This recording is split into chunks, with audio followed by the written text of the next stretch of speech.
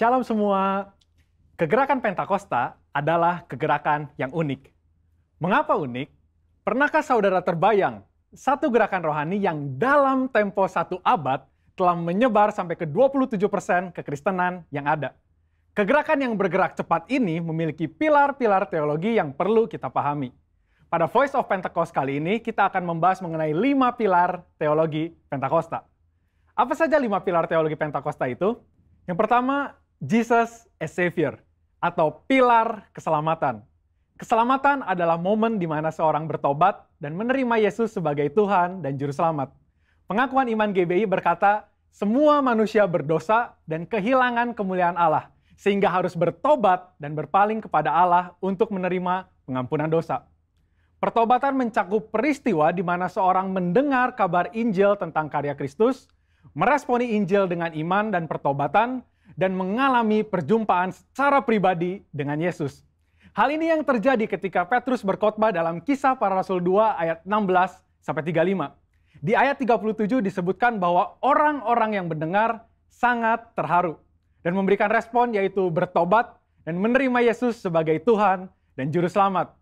Bukankah hampir sebagian besar khotbah-khotbah dari Pentakosta menekankan akan pertobatan dan kepercayaan kepada Yesus sebagai Juru Selamat pribadi?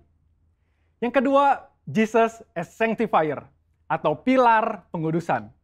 Ketika seorang diselamatkan, dia memasuki proses yang bernama pengudusan. Pengakuan iman GBI berkata penyucian hidup adalah buah kelahiran baru karena percaya dalam darah Yesus, dikerjakan oleh kuasa firman Allah dan Roh Kudus, karena itu kesucian itu azas dan prinsip hidup umat Kristen.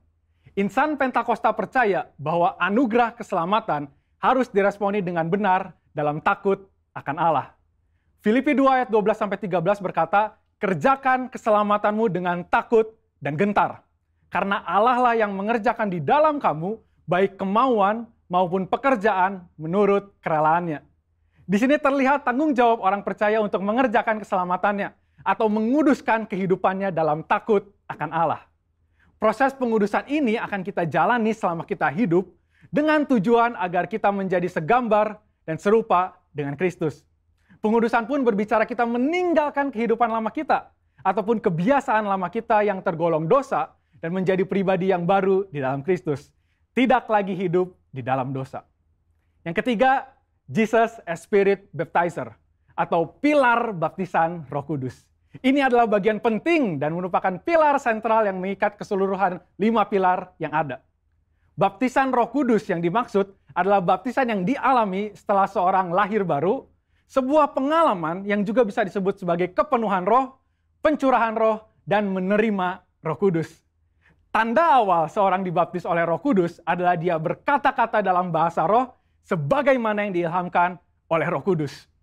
Baptisan Roh Kudus akan menghasilkan dampak secara internal maupun eksternal.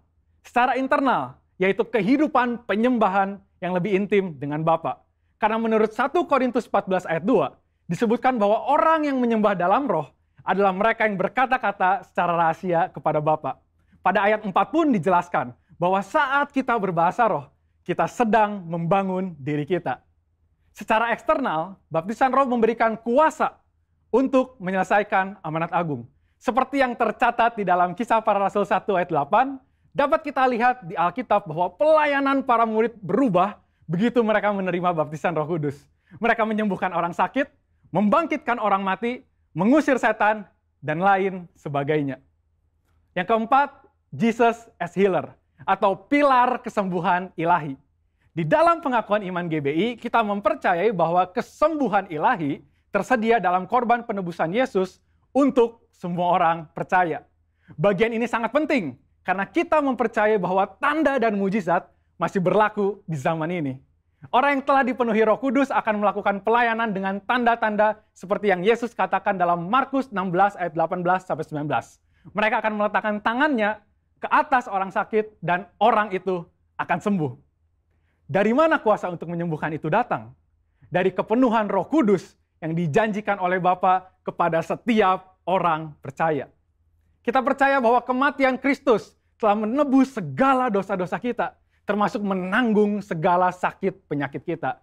Yesaya 53 ayat 4a jelas berkata bahwa tetapi sesungguhnya penyakit kitalah yang ditanggungnya. Yang kelima, Jesus as soon coming King, atau pilar kedatangan Yesus yang kedua dengan segera. Pilar terakhir ini dipandang sebagai motivasi dan semangat untuk menyelesaikan amanat agung, memberitakan Injil dengan kuasa Roh Kudus, serta hidup dalam kekudusan. Kita percaya bahwa Yesus akan datang kali yang kedua untuk menjemput kita dengan segera. Pengakuan iman GBI berkata, Tuhan Yesus Kristus akan turun dari sorga untuk membangkitkan semua umatnya yang telah mati dan mengangkat semua umatnya yang masih hidup, lalu bersama-sama bertemu dengan dia di udara. Kemudian ia akan datang kembali dan bersama orang kudusnya untuk mendirikan kerajaan 1000 tahun di bumi ini. Kita percaya kedatangan Yesus untuk yang kedua kalinya untuk menjemput mempelainya yang masih hidup, atau biasa disebut rapture ini, akan terjadi secara tiba-tiba dan tanpa seorang pun tahu kapan waktunya. Ketidaktahuan kapan Yesus akan datang inilah yang akan mendorong setiap kita untuk dapat mempersiapkan diri sebaik-baiknya dan tetap hidup dalam integritas. Saya percaya pemahaman ini membawa kita semakin semangat di dalam menyelesaikan amanat agung dengan api Pentakosta ketiga. Saudara, untuk penjelasan lebih lengkapnya dari tim teologi kami, jangan lupa buka link yang ada di atas atau scan QR Code yang tersedia. Salam integritas, Tuhan Yesus memberkati.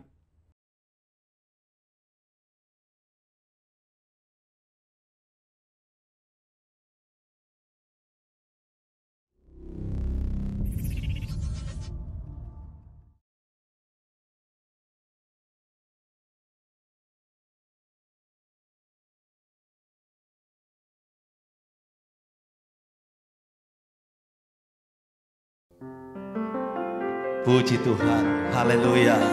Shalom Bapak Ibu Saudara, jemaat Tuhan yang ada di rumah, shalom. Sukacita kita oleh karena hati kita dipenuhi dengan ucapan syukur. Yang setuju katakan amin. Saya percaya hari ini saudara, waktu kita masuk ke gerbang Tuhan dengan hati bersyukur, kita percaya mujizat menyertai kita, mujizat mengikuti saudara dan saya. Siapkan hati kita Bapak Ibu Saudara, kita sama-sama masuk hadirat Tuhan. Kita bawa korban syukur kita. Mari kita berdoa. Kami bersyukur Tuhan hari ini kami kembali beribadah. Tuhan Yesus, kami percaya Tuhan ucapan syukur kami karena kami tahu semua itu karena anugerah Tuhan. Terima kasih Bapa. Terpujilah namamu Tuhan. Biar Engkau menikmati nyanyian syukur kami. Semua kami umatmu yang ada di rumah menikmati hadirat Tuhan. Terpujilah namamu dalam nama Tuhan Yesus. Sama-sama berkata, amin. Kita berikan tepuk tangan buat Tuhan Yesus. Haleluya. Nyanyikan pujian ini sebagai doa, ucapan syukur kita Bapak Ibu Saudara. Katakan, saat ku masuk ke hadirat-Mu, ku tersungkur dan sembah-Mu.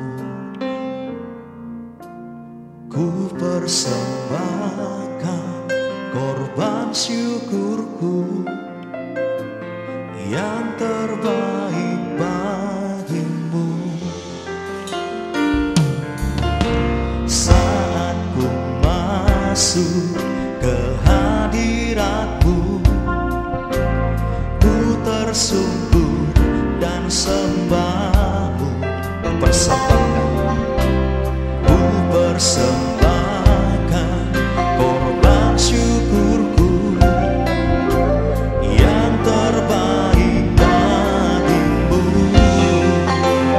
Ku bawa korban syukur ke tempat kudus-Mu Tuhan. Hati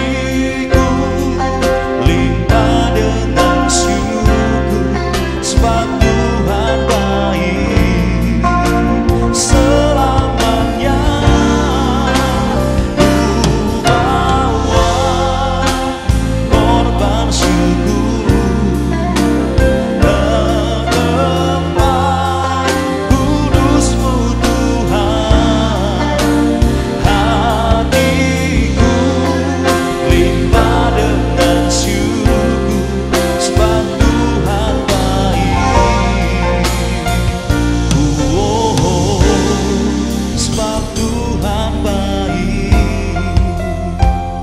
Setuju sama-sama berikan tepuk tangan buat Tuhan Yesus. Nyanyikan. Saat ku masuk ke hadirat-Mu, ku tersungkur dan sembah-Mu, ku persembahkan korban syukurku yang terbaik bagimu. Sekali lagi nyanyikan. Saat ku masuk ke hadirat-Mu, ku tersungkur dan sembah-Mu, ku persembahkan korban syukurku yang terbaik bagimu.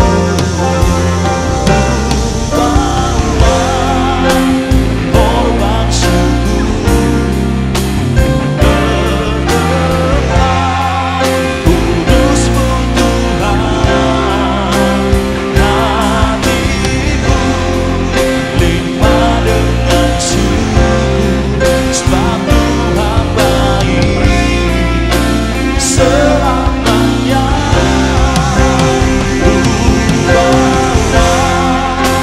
Korban syukur berdekat, kudus-Mu Tuhan, hatiku limpah dengan syukur, sebab Tuhan baik selamanya.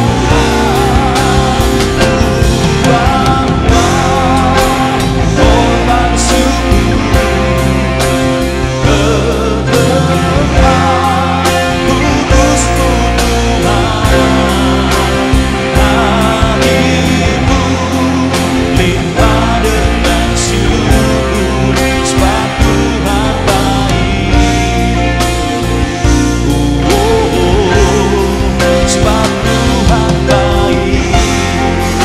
Mari kita sembah Tuhan, naikkan ucapan syukur kita Bapak Ibu Saudara. Terima kasih Tuhan, terima kasih Bapa.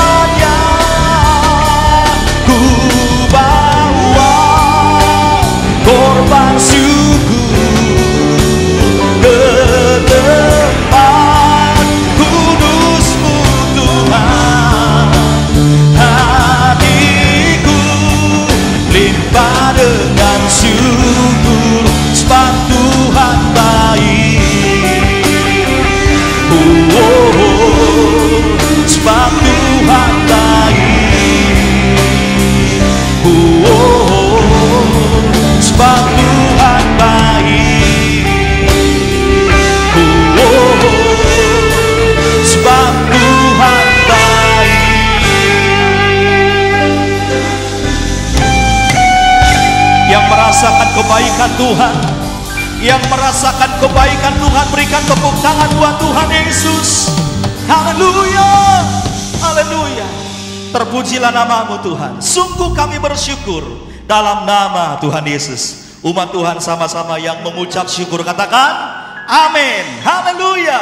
Masuk gerbangnya bersyukur. Saya percaya waktu kita masuk gerbang Tuhan dengan hati bersyukur, Bapak Ibu Saudara percaya ada mujizat, ada kesembuhan. Yang setuju katakan amin. Kasih tahu kiri kanan saudara yang ada di rumah, ngucap syukur. Ayo kasih tahu saudara, buat istri saudara, buat suami saudara, kasih tahu mengucap syukur. Haleluya. Mari berikan tepuk tangan buat Tuhan Yesus.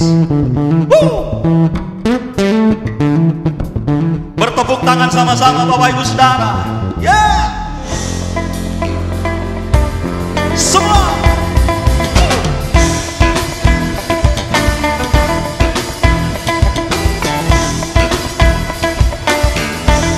Katakan. Masuk gerbangnya bersyukur dengan penuh pujian, bersuka di hadiratnya, nyanyi besarkan agung namanya, puji dia tiuplah sangkakala, musik dan tarian, semua makhluk di bumi di surga dengan segenap hati naikkan pujian, sebab Tuhan baik. Mana jempolnya sama-sama? Sebab Tuhan baik, sebab Tuhan baik, anugerahnya kekal selamanya. Sebab Tuhan baik, sebab Tuhan baik, sebab Tuhan baik,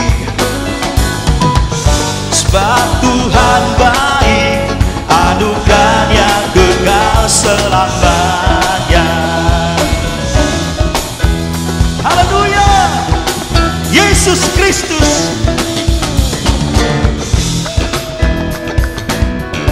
Haleluya. Nyanyikan sama-sama. Yesus Kristus Allah Tuhanku, pencipta segalanya, datang sujud di hadapannya, angkat tanganmu, naikkan pujian, puji dia tiuplah sangkakala. Katakan musik, musik dan tarian, semua makhluk di bumi di surga dengan segenap hati naikkan pujian, sebab Tuhan baik. Jempolnya semua di atas. Sebab Tuhan baik, sebab Tuhan baik, anugerahnya kekal selamanya. Sebab Tuhan baik, sebab Tuhan baik, sebab Tuhan baik, anugerahnya kekal selamanya. Haleluya. Sebab Tuhan baik, anugerahnya kekal selamanya. Yesus Kristus, Yesus Kristus Allah Tuhanku, pencipta segalanya, datang sujud di hadapannya, angkat tanganmu, naikkan pujian. Come on. Puji dia tiuplah sangkakala, musik dan tarian, semua makhluk di bumi di surga dengan segenap hati naikkan pujian, sebab Tuhan baik. Jempol semua di atas. Sebab Tuhan baik, sebab Tuhan baik, anugerahnya kekal selamanya. Sebab Tuhan baik, sebab Tuhan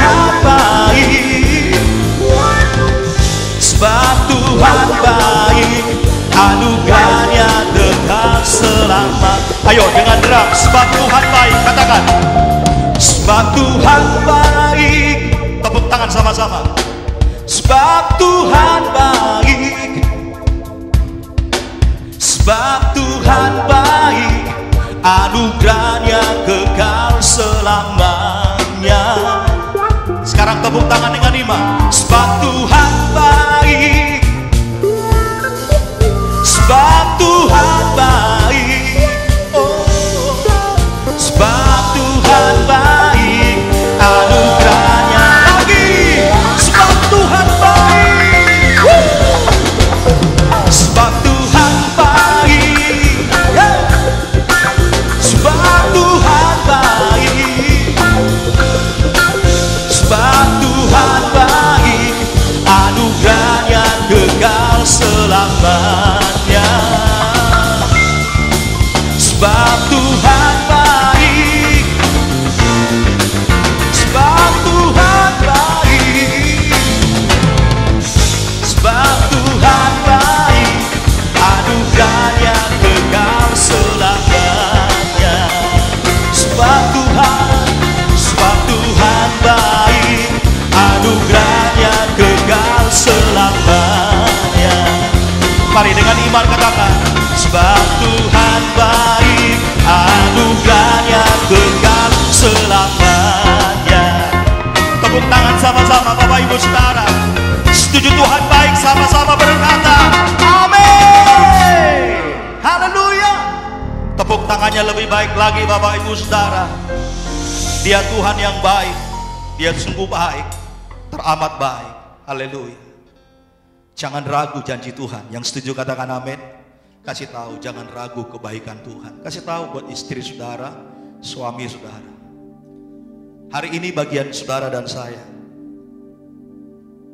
Biar kita tetap teguhkan iman kita. Tidak ada keraguan akan janji Tuhan, akan mujizat Tuhan. Mari siapkan hati kita Bapak Ibu Saudara. Kami percaya janji-Mu. Engkau Allah Immanuel yang selalu menyertai kami. Walau 1000 rebah di sisi kami tetap percaya Engkau Allah yang menolong kami. Terima kasih Bapa. Ini doa kami. Mari angkat tangan kita sama-sama. Ini pujian kami kepadamu. Tiada pernah ku ragukan kasih setiamu ya Tuhan. Setiap waktu dalam hidupku tak pernah kau tinggalkan. Meski langit tampak suram, awan gelap pun menghadap. Hadapi badai, lewati gelombang, tak pernah kau tinggalkan diriku. Katakan dengan iman. Walau 1000 rebah di sisiku, Kau tetaplah Allah penolongku. Walau 10.000 rebah di kananku, takkan ku goyah, sebab Yesus sertaku. Katakan sama-sama. Tiada pernah ku ragukan kasih setiamu ya Tuhan. Setiap waktu dalam hidupku, tak pernah kau tinggalkan.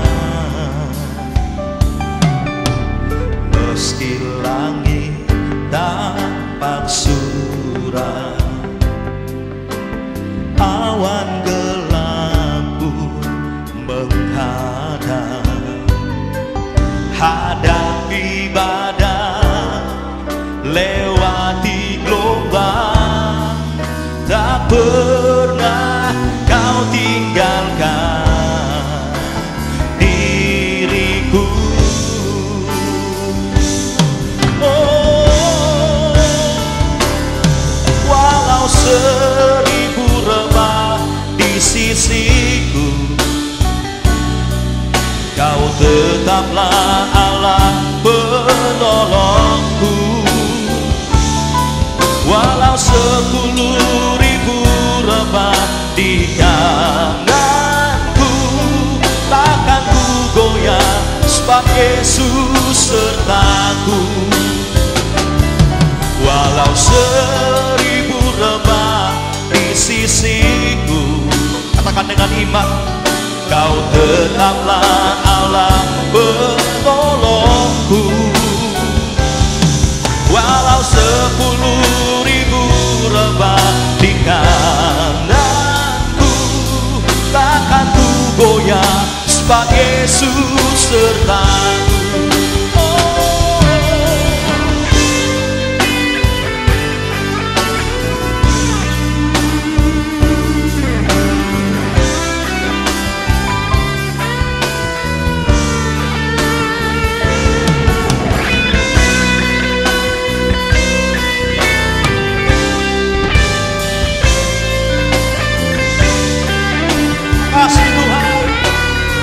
Terus sembah Dia Bapak Ibu Saudara, yang bisa berbahasa rohani berbahasa roh. Sembah Dia dalam roh Bapak Ibu Saudara.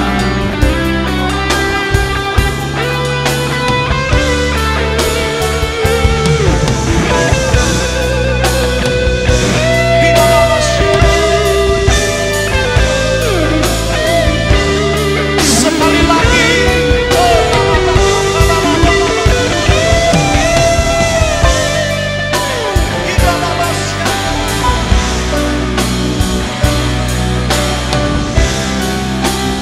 Sungguh kami percaya ya Tuhan,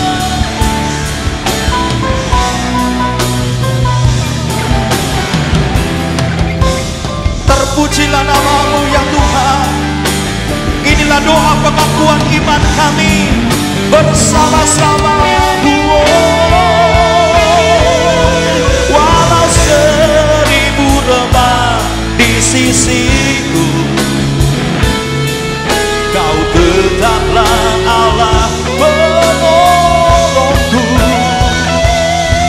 Walau 10.000 rebah di kananku, takkan ku goyah sebab Yesus sertaku. Walau 1000 rebah di sisiku,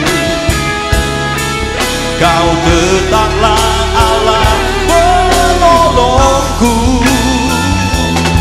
Walau 10.000 rebah di kananku, takkan ku goyah sebab Yesus sertaku. Takkan ku goyah, takkan ku goyah sebab Yesus sertaku. Dengan iman takkan ku goyah sebab Yesus sertaku.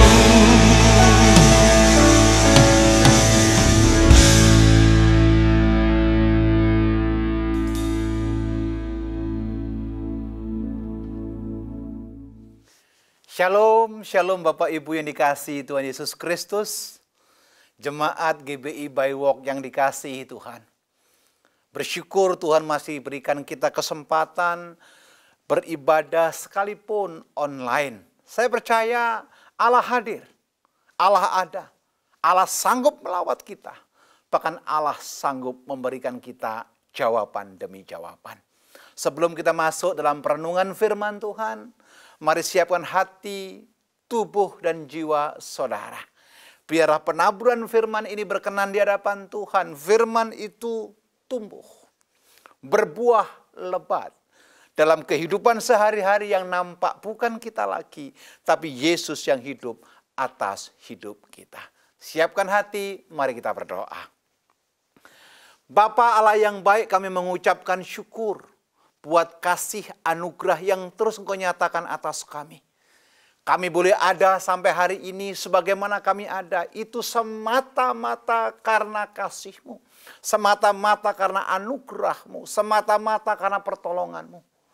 Olehnya pagi ini kami rindu Engkau sendiri yang membawa kami dalam pengertian ilahi, sehingga firman yang disampaikan, firman yang boleh kami dengar, mengubahkan hidup kami. Dan kami berani mengambil keputusan untuk kami tidak hanya cakap untuk mendengar, tapi lebih daripada itu, kami dimampukan Roh Kudus untuk melakukan firman itu.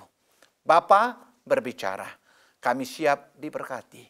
Dalam nama-Mu yang kudus, Yesus Allah yang hidup, Tuhan yang tidak pernah kekurangan cara memberkati kami berdoa dan mengucap syukur. Amin.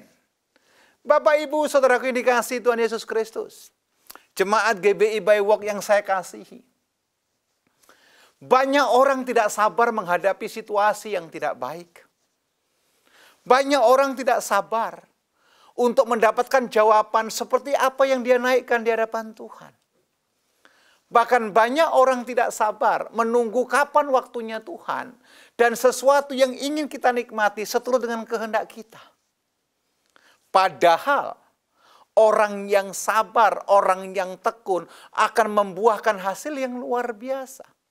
Nah, kenyataannya dalam dunia bisnis, pekerjaan, pelayanan, banyak sekali kesabaran itu hilang. Banyak sekali hal-hal yang sebenarnya menuntut kita sabar justru tidak dimiliki lagi. Saudaraku yang dikasihi Tuhan Yesus Kristus, dalam khotbah pagi ini saya akan sampaikan satu tema, hidup dalam kesabaran. Suatu ketika di India ada seorang istri yang diam-diam dia belajar literatur kekristenan. Ketika suaminya bekerja, dia mencoba mencari tahu apa itu Kristen. Apa yang terjadi? Ketika pengertian kekristenan semakin mendarah daging atas hidup seorang istri, dia mulai mempraktekkan firman demi firman atas hidupnya. Yang menjadi masalah, semakin dia melakukan apa yang Tuhan firmankan, semakin kuat tekanan, himpitan, aniaya yang dia terima. Yang luar biasa, istri ini sekalipun mengalami perlakuan yang kasar, dia tetap tersenyum. Dia tidak membalas kejahatan dengan kejahatan. Wanita ini tetap memberikan yang terbaik untuk melayani suaminya, sekalipun perlakuan yang tidak sewajarnya dia terima. Hingga suatu ketika puncaknya, ada satu pertengkaran yang luar biasa karena suaminya sudah mulai tahu istrinya mengenal pengajaran akan Yesus. Ada aniaya, finalnya adalah istrinya sampai diinjak kepalanya, ditendang tubuhnya. Tapi yang luar biasa, istrinya tetap tersenyum dan memberikan makanan, masakan yang terbaik buat suaminya. Akhirnya suaminya bertanya, ada apa ini? Semakin saya aniaya kok kamu semakin sabar. Istrinya bilang begini, ini semua adalah pengajaran Kristus, pengajaran Tuhan, pengajaran yang saya dapatkan untuk hidup sabar dan berserah kepada Tuhan. Saudaraku, tidak perlu mengungkapkan kitab Markus, Matius, Lukas, dan Yohanes. Lambat tapi pasti, akhirnya suaminya boleh menerima Yesus sebagai Tuhan dan Juru Selamat. Tapi realita yang kita hadapi hari-hari ini tidak semudah yang seperti apa yang saya sampaikan. Orang boleh berkata amin ketika mendengar khotbah tentang kesabaran, tapi praktek dalam keseharian, tindakan dalam keseharian, kenyataan yang kita hadapi dalam keseharian, itu terkadang mengeliminasi kesabaran kita. Mendelete semua pengertian tentang kesabaran kita. Dan yang lebih konyol, orang lebih banyak berjalan dengan emosi, iri hati, bahkan aplikasi diri yang berlebihan daripada sabar itu sendiri. Bapak Ibu jemaat GBI by Walk yang saya kasihi. Ayo kita belajar. Apa sih sabar itu? Apakah sabar itu Alkitabiah, Pak? Apakah kesabaran itu tuntunan Tuhan? Apakah kesabaran itu adalah arahan Tuhan? Saya mau katakan sebelum saya masuk dalam firman, dengar baik. Kesabaran itu bukan pilihan, tetapi kesabaran adalah hukum Tuhan. Yang setuju katakan amin. Kalau Anda di rumah ibadah online bersama dengan suami, istri, kakak, adik, koko, cici, bilang begini, hidup yang sabar. Bilang kanan kirimu, jangan buru-buru mengambil keputusan. Terakhir bilang begini, semua ada waktunya. Amin. Saudara ini kasih Tuhan Yesus Kristus. Apa sih sabar itu? Saya mencatat, sabar itu capek, Pak. Sabar itu capek. Kenapa? Sering diperlakukan tidak adil. Makan hati. Kekecewaan terus kita simpan. Makanya dunia mengatakan sabar itu capek. Yang kedua, apa Pak Abraham sabar itu? Saya mencatat, sabar itu pegel, Pak. Sabar itu membuat semua penyakit keluar, encok, pegelinus, segala macam. Makanya sabar itu pegel, Pak. Loh kan gak enak kan? Yang ketiga, sabar itu apa Pak? Ngeselin. Karena sabar identik dengan masalah. Sabar identik dengan pergumulan. Sabar identik dengan penganiayaan. Sabar identik dengan sesuatu yang tidak terakomodir atas apa yang ada dalam hidup kita. Makanya saya kasih pengertian yang ketiga, sabar itu ngeselin. Pengertian berikutnya, sabar itu susah. Kalau Anda dapat promosi, suami Anda dapat promosi, nggak perlu sabar, Anda nikmati. Tapi kalau apa yang kita bangun belum mendapatkan hasil, itu perlu sabar. Apa yang kita rencanakan belum terwujud, itu perlu kesabaran. Pencapaian demi pencapaian yang kita canangkan belum juga tercapai, itu perlu sabar. Makanya saya mau katakan, sabar itu susah. Susah buat orang yang tidak sabar. Tapi sabar itu menjadi indah ketika kita bisa menikmatinya. Yang setuju katakan amin. Yang terus pengertian berikutnya bagaimana Pak? Sabar itu emosi. Oh iya. Saudara bayangkan orang drive di jalan. Tiba-tiba diserobot, tiba-tiba jalur kita diambil. Tentu membuat emosi. Pertanyaannya, apakah menyelesaikan masalah? Tentu tidak. Justru ketika emosi itu muncul, jauh resiko yang kita timbulkan jauh lebih besar. Tapi sebagai hamba Tuhan, sebagai hamba Allah, buat jemaat GBI yang ada di Baywalk saya sampaikan, sabar itu sesungguhnya indah. Katakan kanan kirimu, opa, oma, om, tante, suami, istri, kakak, adik. Bilang begini, sabar itu indah.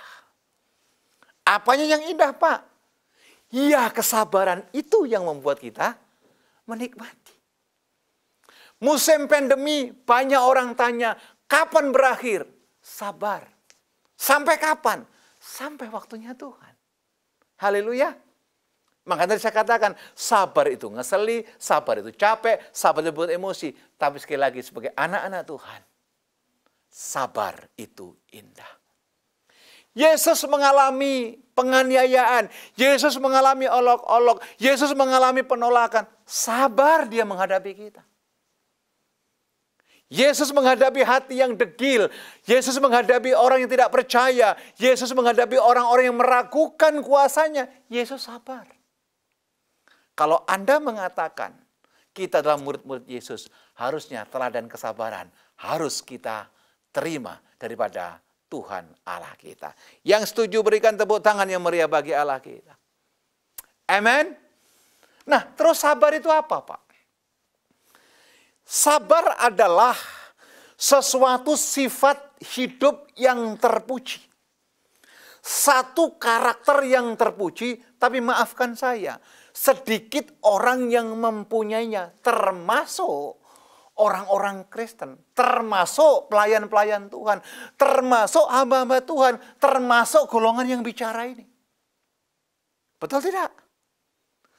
Kesabaran gampang dikhotbahkan, kesabaran gampang dibahas, kesabaran gampang didiskusikan. Tapi dengar baik, kesabaran tidak gampang untuk dilakukan. Oh ya? Buktinya apa? Banyak kok orang kepahitan di gereja, banyak kok pertengkaran dalam komunitas kekristenan, banyak kok orang tidak akur karena ketidaksabaran, banyak kok orang mundur dari pelayanan karena idenya tertolak. Haleluya. Saya harap saudara terbuka untuk hal ini. Selanjutnya saudara ini kasih Tuhan Yesus Kristus. Memiliki kesabaran adalah anugerah. Menurut firman Allah, hidup kita harus ditandai dengan kesabaran. Sebab ia merupakan unsur yang penting dalam membangun kepribadian yang dewasa. Dan menatap Allah. Dan dengan mantap kita ingin ciptaannya itu sempurna seperti yang diinginkan Tuhan atas hidup kita. Haleluya. Mari kita lihat pengertian sabar lebih dalam lagi. Kita buka sebentar yuk. Kolose pasal 3 ayat yang ke-13. Kolose pasal 3 ayat yang ke-13. Firman Tuhan berkata demikian. Sabarlah kamu seorang terhadap yang lain. Dan ampunilah seorang akan yang lain apabila yang seorang menaruh dendam terhadap yang lain. Sama seperti Tuhan telah mengampuni kamu, kamu perbuat jugalah demikian. Jadi Bapak Ibu ini dikasihi Tuhan Yesus Kristus. Apa maksud Tuhan dalam konteks kesabaran ini? Saudaraku ini dikasihi Tuhan Yesus Kristus. Orang yang sabar, pengertiannya adalah dapat menahan diri dari amarah.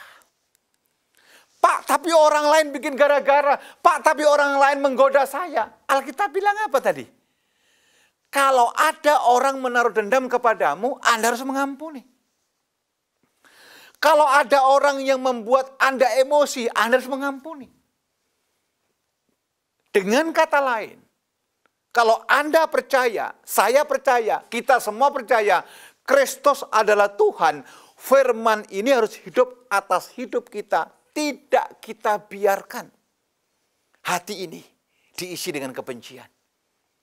Hati ini diisi dengan kekecewaan. Hati ini diisi dengan dendam. Yang setuju katakan amin. Jadi pengertian sabar menurut Kolose pasal 3:13 yang pertama adalah dapat menahan diri dari amarah. Jadi kita nggak bisa lagi bilang, Pak saya darah ini dari suku ini, stop. Kita berbicara karakter Kristus. Kita berbicara darah Kristus mengalir atas hidup kita. Kita berbicara bagaimana firman itu hidup atas hidup kita. Haleluya. Kalau Kolose mengingatkan kita tidak menyimpan amarah terhadap orang yang membuat salah atas hidup kita, itu yang kita lakukan. Pengertian yang kedua, apa itu sabar, Pak? Adalah dapat menahan diri dari perasaan dendam. Perasaan ingin membalas. Perasaan ingin menyakiti hati orang lain. Dan mensyukuri kegagalan orang lain. Harus bebas atas hidup kita. Pengertian yang ketiga, apa sih itu kesabaran, Pak? Adalah dapat menahan diri dari fitnahan. Dari unsur yang menjelek-jelekkan kita. Kita harus bertahan. Pak, tapi nanti kita akan kalah. Pak, nanti kita akan dilecehkan. Saudaraku ini kasih Tuhan Yesus Kristus. Ketika kita melakukan apa yang Tuhan firmankan atas kita. Dengar baik sebagai hamba Allah saya sampaikan. Tuhan tidak pernah kekurangan cara untuk menggenapi setiap janji firman-Nya. Yang setuju tepuk tangan bagi Allah kita. Katakan haleluya. Coba pandang kanan kirimu. Suami, istri, kakak, adik, opa, oma, om, tante. Kelihatan wajah sabar atau enggak sabaran? Kalau yang ini harus aku yang maju. Kita belajar. Tahan atas semua fitnahan. Pengertian yang berikutnya, saudara yang dikasihi Tuhan Yesus Kristus. Apa sih sabar itu? Tekun dalam menanggung kesesakan. Apalagi masa-masa pandemi seperti ini. Hampir semua sisi kehidupan mengalami kesesakan. Hampir semua sisi usaha dan bisnis. Tidak semuanya, hampir. Mengalami degradasi, mengalami koreksi. Semua pencapaian mengalami koreksi. Semua ekspektasi yang kita rancangkan mengalami koreksi. Tapi saya mau katakan, harus sabar dalam menanggung kesesakan. Bahkan harus sabar menghadapi tekanan dan penderitaan. Pak, Bu, Opa, Oma, Om, Tante, Koko, Cici. Ditekan itu sakit loh. Dikecewakan itu sakit. Tidak dihargai itu sakit. Tapi Alkitab mengatakan apa?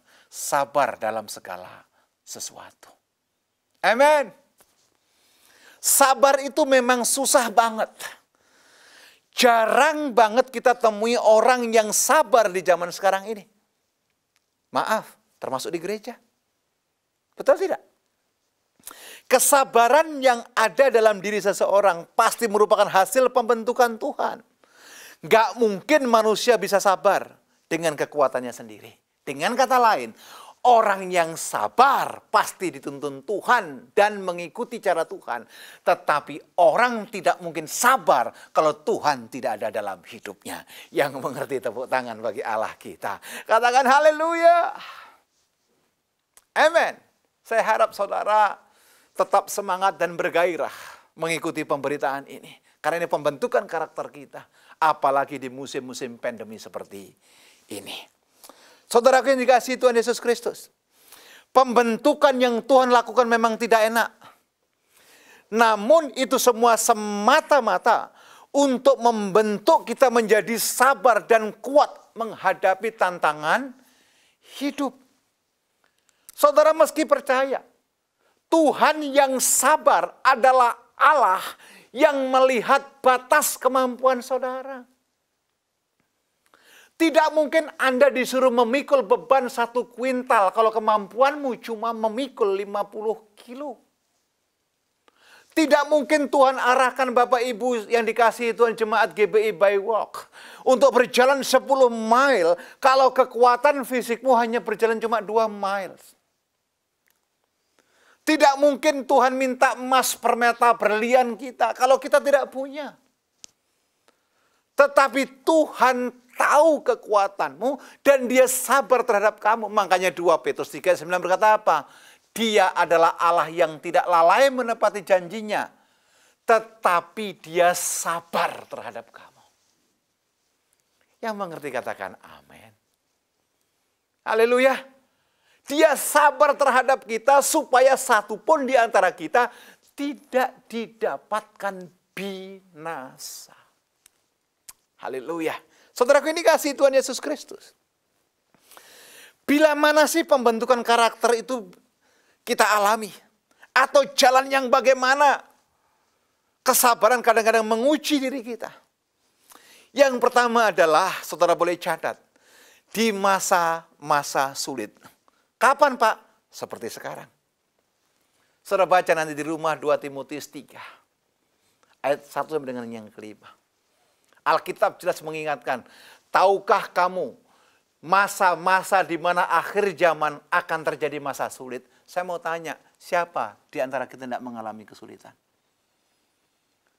Kalau kesulitan itu diizinkan terjadi, pasti ada maksud Tuhan. Kalau kesulitan diizinkan terjadi atas rumah tangga kita, atas keluarga kita, atas bisnis usaha pekerjaan kita, atas pelayanan kita, bahkan termasuk atas gereja kita. Percayalah, Tuhan punya rencana. Dan rencana Tuhan tidak ada yang gagal. Yang setuju katakan amin. Haleluya. Di masa-masa penderitaan, masa sulit diizinkan terjadi dalam hidup kita dengan maksud membantu menumbuhkan kesabaran dalam hidup kita. Saudara meski ingat kitab Yosua yang menceritakan tentang seseorang yang luar biasa sabarnya adalah Kaleb. Ketika di Kades Barnea, hamba Tuhan waktu itu Musa menyampaikan kepada Kaleb bahwa dia akan mewarisi tanah yang menjadi milik pusakanya dan keturunannya, yaitu di Hebron. Kaleb aminkan, sebab yang berbicara adalah abdi Allah. Pertanyaannya adalah, apakah ketika Musa menyampaikan di Kades Barnea, besok, lusa, bulan depan, tahun depan menjadi milik pusakanya? Tidak. Tidak. Ketika Kaleb mendapatkan janji daripada Tuhan melalui Musa, usia Kaleb 40 tahun. Tetapi penggenapan janji yang diberikan atas Kaleb, yaitu tanah Hebron menjadi milik pusakanya dan keturunannya, ketika Kaleb berusia 85 tahun. Artinya, Kaleb harus menunggu 45 tahun. Apakah dalam perjalanan 45 tahun tidak ada godaan? Tidak ada pergumulan? Tidak ada himpitan? Tentu banyak. Tapi yang luar biasa, Kaleb tetap sabar menunggu waktunya Tuhan. Amen.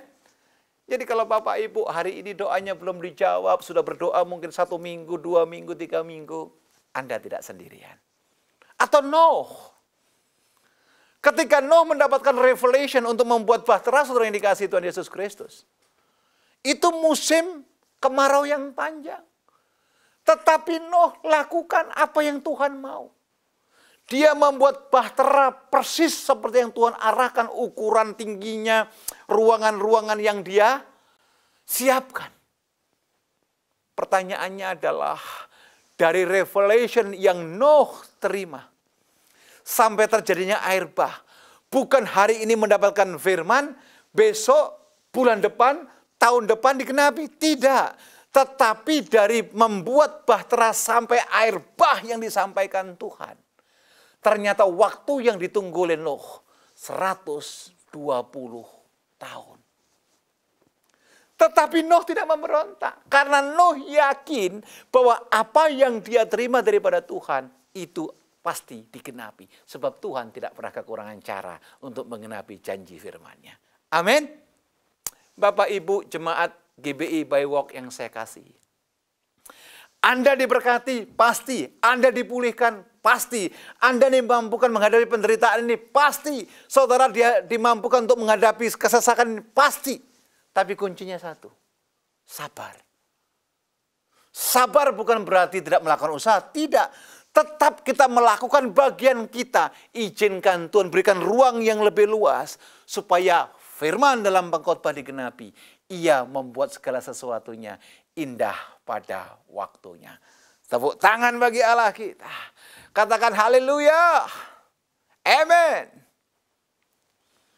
Yang berikutnya saudaraku, yang terakhir. Apa sih Pak?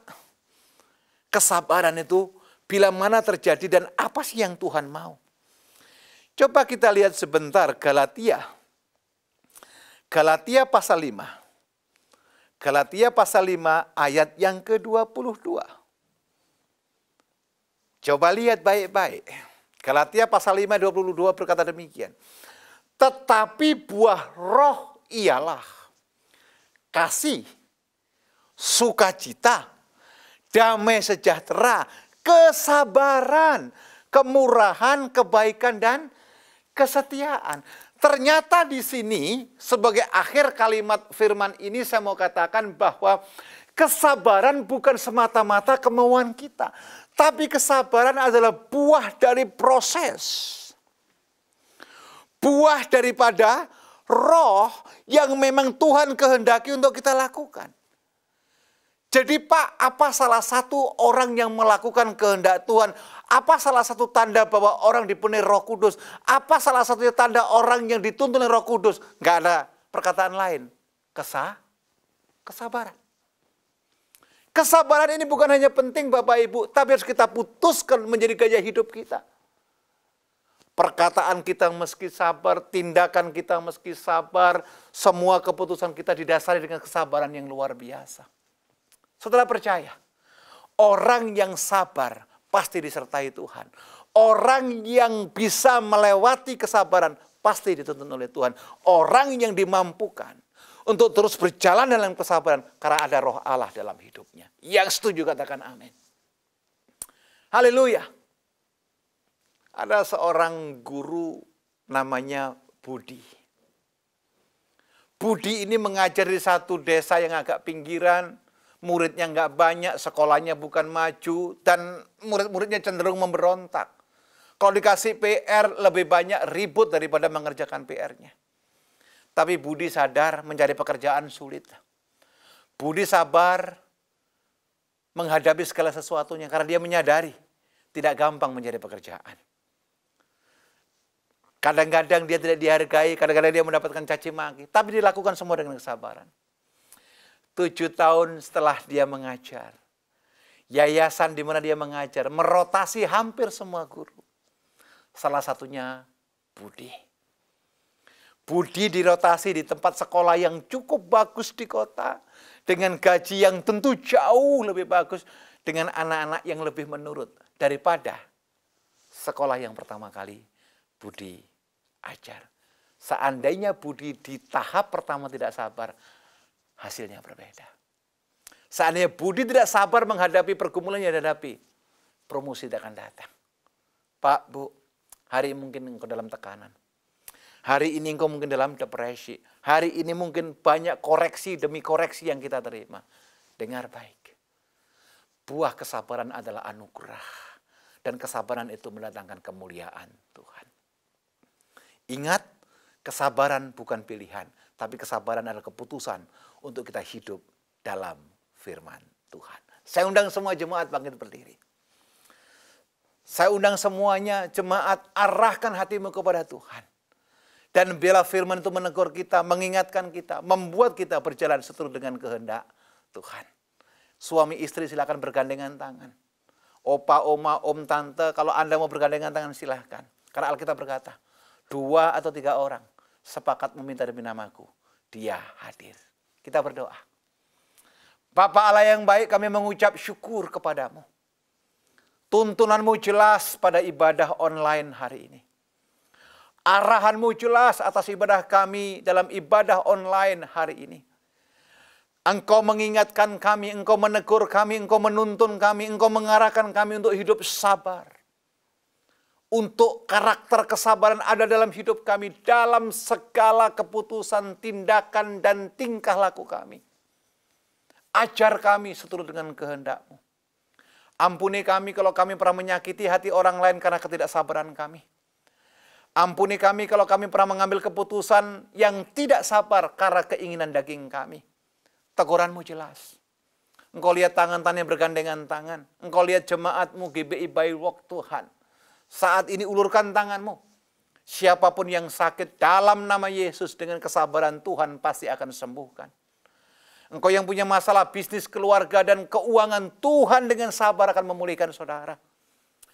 Dalam Tuhan tidak ada jalan buntu. Dan dalam Tuhan selalu ada jawaban. Lawat hamba-hambamu ya Tuhan. Engkau tahu pergumulan kami masing-masing. Engkau tahu doa kami. Bahkan Engkau tahu air mata kami. Dalam nama Yesus kami rindu menjadi pelaku firman-Mu. Dan dalam nama Yesus Engkau dengan sabar akan memulihkan situasi yang sedemikian rupa menjadi sukacita atas hidup kami. Di dalam nama Tuhan Yesus Kristus, Allah yang tidak pernah berdusta, kami berdoa dan mengucap syukur. Amin.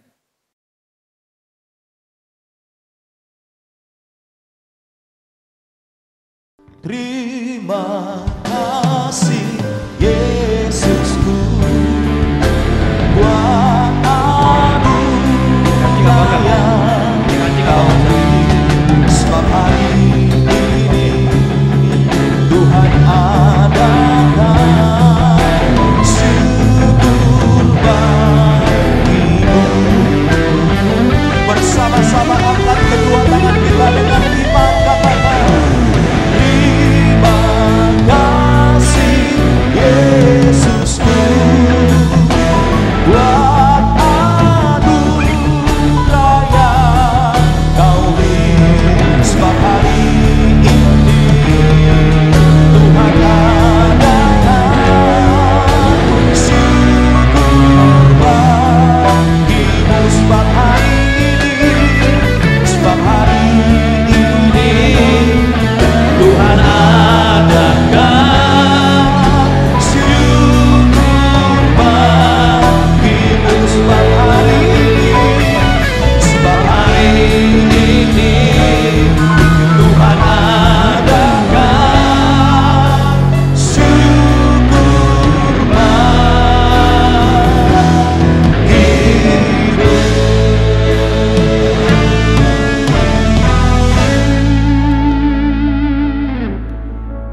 Mari kita angkat kedua tangan kita, angkat hati dan iman kita. Terimalah berkat yang berlimpah dari Allah Bapa, yang buat hidup pun naik, bukan turun, menjadi kepala, bukan menjadi ekor. Lewat anaknya yang tunggal, yang kasihnya dinyatakan dalam hidup saya dan saudara. Membuat perjalanan hidup kita pasti beruntung dan berhasil. Keluarga rumah tanggamu disebut berbahagia. Persekutuan kuasa Roh Kudus senantiasa menjadikan kita menjadi garam dan terang dunia. Menjadi saksi Yesus yang sempurna. Sampai Tuhan datang menjemput kita di awan permai. Bahkan sampai selama-lamanya. Kita yang percaya terima berkat Tuhan dan menjadi berkat, sama-sama katakan amin. Tuhan Yesus memberkati kita semua.